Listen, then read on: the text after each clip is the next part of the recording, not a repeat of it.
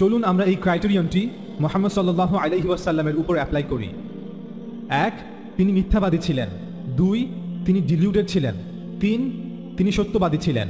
আল্লাহ রসুল সাল্লাল্লাহু আলাইহি ওয়াসাল্লামের ইন্তেকালের 43 বছর পর অর্থাৎ 676 খ্রিস্টাব্দে জন্ম নেয়া সেন্ট জন বা জন অফ দামাস্কাস প্রথম কোনো অনারব খ্রিস্টান ধর্মযাজক যে প্রকাশ্যে তার লেখায় দাবি করে মুহাম্মদ সাল্লাল্লাহু আলাইহি ওয়াসাল্লাম একজন মিথ্যাবাদী ছিলেন, এবং তার পরবর্তীতে আরও অনেক খ্রিস্টান প্রিস্ট বিশপরাও তাদের লেখায় এমনটা দাবি করে।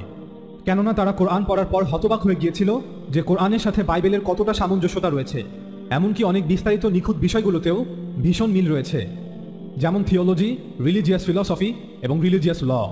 এমনকি কোনো খ্রিস্টান বিশপ ধর্মযাজকরা মনে করত যে মুহাম্মদ সাল্লাল্লাহু আলাইহি ওয়াসাল্লাম মূলত একজন বিশপ, একজন ফর্মার বিশপ, কারণ তাদেরকে ব্যাখ্যা করতে হবে যে কোথা থেকে মুহাম্মদ সাল্লাল্লাহু আলাইহি ওয়াসাল্লাম এই সকল তথ্য পেল, কোথা থেকে সে এত সব কিছু শিখল। আদম আলাইহিসসালাম, নূহ আলাইহিসসালাম, ইব্রাহিম আলাইহিসসালাম, মুসা আলাইহিসসালাম, ঈসা আলাইহিসসালাম, তাদের জীবন বৃত্তান্ত এবং বিভিন্ন ধর্মীয় আইন কানুন, বিধিনিষেধ, সৃষ্টির ইতিহাস, কিয়ামত, শেষ দিবস, বিচার দিবস ইত্যাদি ইত্যাদি। নিশ্চয়ই সে কোনো প্রিস্ট বা বিশপ থেকে এগুলো জেনেছে বা শিখেছে। কেউ তাকে এগুলো শিখিয়েছে, অথবা কোনো ইহুদি রাবাই তাকে সবকিছু শিখিয়েছে, এবং সে সবকিছু মিলিয়ে তার নতুন ধর্ম তৈরি করেছে।